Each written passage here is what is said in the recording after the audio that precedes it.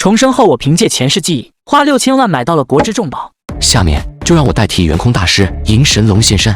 迎接神龙现身，什么意思啊？没有人知道三金在说什么，可李真诚心里却隐隐有种不安的感觉。只见三金轻轻敲了3下大木鱼，接着将手伸入大木鱼的口子里，狠狠的一拉，这让大木鱼的外壳脱落，一只张开巨口、做工精美的铜铸龙首再次出现在人世间。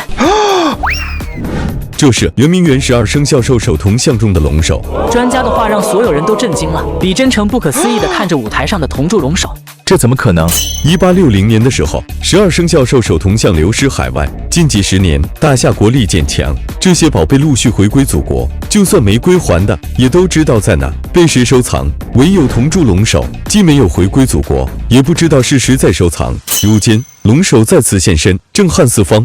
这一刻，所有人都坐不住了，那些嘲笑三金的人也全都傻眼了。怎么会这样？他为什么会知道木鱼里的秘密？感谢李真诚李少让给我这个宝贝，能亲自见证神龙归来，此生无憾。还以为李真诚有多牛叉呢，搞了半天自己都不知道错过了这么个大宝贝呀。他以为耍了别人，实际上却被别人给耍了。这波三金在大气层啊！港城的2个李家可真是大聪明呢。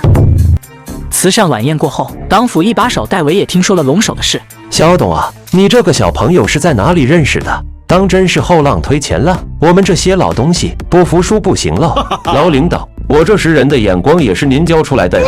不瞒您说，这位三金先生本事可大着呢，之前郑家的双刀托日局就是他破的。据说三金先生精通周易八卦之术，能知过去未来，是白龙王的转世托生。哦，是吗？戴维眼前一亮，这种老年人多少都有些迷信。什么周易八卦之术，江湖骗子的把戏而已，也敢在咱领导面前卖弄？他真有那么牛？怎么不帮你把雨夜狂魔的案子给破了？雨夜狂魔案件，那是港城近100年来最耸人听闻的连环杀人案。10年来，死在雨夜狂魔手中的女性多达上百位。不过这个案子在03年的时候就会被破掉。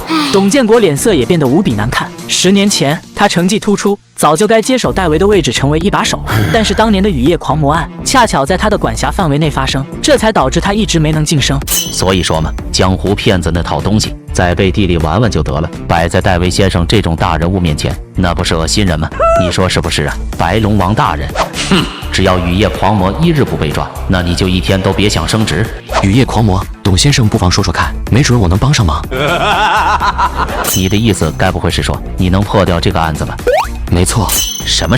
我没听错吧？我们港府联合各方势力，花了10年都没找到的人，你说你能找到？有80%把握。80%是三金谦虚的说法，他重生前看过这个案件的所有信息。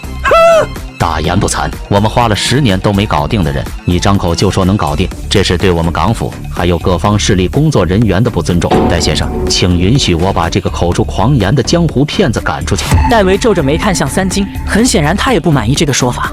当年我们联合世界各地的70多位专家，一起研究雨夜狂魔的加密信封，都没能解开。上百位来自世界各地的侦探参与此案，也没有能找到任何的蛛丝马迹。你现在居然说得如此轻松？三金先生累了，送他回酒店休息。小董，以后交朋友小心点，别付出了真心，还让人觉得咱们港府的人是一群没用的饭桶。三金的鉴宝能力虽然很厉害，但是还入不了戴维这种大佬的法眼。俊达，等下跟我回家聊聊接下来港城的规划问题吧。唐俊达顿时一阵狂喜。好的，戴先生，我的确有能力找到雨夜狂魔。如果你不相信我，那就是耽误了案情，你负得起这个责任吗？嗨哈，年轻气盛，不知所谓。俊达，我们走。眼看着唐俊达跟着戴维走了，董建国一脸的沮丧。你今天可害死我了，董先生，我没有撒谎，不试试你怎么知道我找不到人呢？事到如今，也只好死马当活马医了。我姑且再信你一次，事不宜迟，我们马上开始。当晚，三金就跟着董建国来到港府，并且把相关的学术专家全都叫了过来。董老大，你从哪儿找来的小年轻啊？这些信件我们都研究10年了，才破译了第1层加密，他能知道个什么？大半夜的把人叫过来，不是折腾人吗？捣乱也不是这么捣的吧？呵呵，你们看每封信的第3、第8、23和46的图案，这个犯人用的是凯撒加密和量子加密的混合加密法，并采取了图案封锁密钥的方法。寻常的解密算法根本算不出密钥来，所以我发明了一套全新的解密算法，我称之为黑拳解密法。是对的，不仅如此，这还是一套未在世界上公布的全新解密算法。董建国见众人眼神呆滞，不禁小心地询问：“这个什么黑拳解密法有用吗？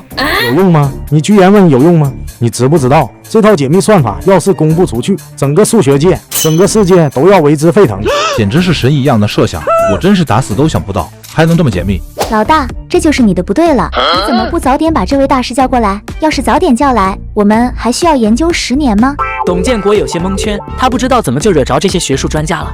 你们按照黑拳解密法，把这些信里的信息解密出来，凑在一起。专家们一改之前的态度，如饥似渴地开始解密。第一封信解密完成，第2封信里的信已解读出来了，我手上的第3封也搞定了。仅仅10分钟，10年都没破译出来的信件就全部被破解了。三金先生，快念念信里的内容是什么吧。我希望你们在尝试追捕我的过程中获得很多乐趣。电视直播上打电话的那个人不是我，但他让我有了新的灵感。我并不畏惧毒骑士，因为这会让我更快进入天堂。因为我已有足够多服侍我的奴隶，其他人一无所有，这也是他们怕死的原因。我一点也不害怕，因为我知道我死后在天堂的新生活会很惬意。该死啊！信里根本没有任何有用的线索。董先生，别激动，这不是你的错。10年啊！你知道这10年我是怎么过的吗？我每天都痛苦的要死，每天都在梦里梦到这个雨夜狂魔。结果呢？我们被这个混蛋整整耍了10年。董建国整个人都颓废地瘫坐在地上，仿佛老了10岁。董先生，不必伤心，我白龙王说了能帮你，那就绝对能帮你。只见董建国扑通一声，竟然直接跪在三金面前。三金大师，只要能找出雨夜狂魔，您让我做什么，我都肯答应。董先生为百姓操心劳力，这点忙我当然要帮。实际上，三金早就知道雨夜狂魔的真实身份了。只见三金装模作样的掐着手指，嘴里开始念念有词。请白龙王显化真山。紧接着，三金整个人的气质都阴鸷了起来。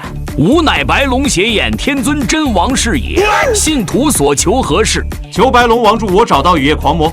三金再次掐指算了起来。雨夜狂魔真名林过雨，年龄38岁，职业司机，现住在港城魔龙寨市8号楼1单元516。这也太牛了吧！家庭住址都能知道。快按白龙王大人说的去抓人，快去！董先生，人抓到了，证据也找到了。我们从林过宇的家中搜出40套录影带，全是他犯案时拍下的证据，还有杀人工具及摄影机，并且还在他家后院挖出了2具女性尸体。10年了，苍天有眼啊！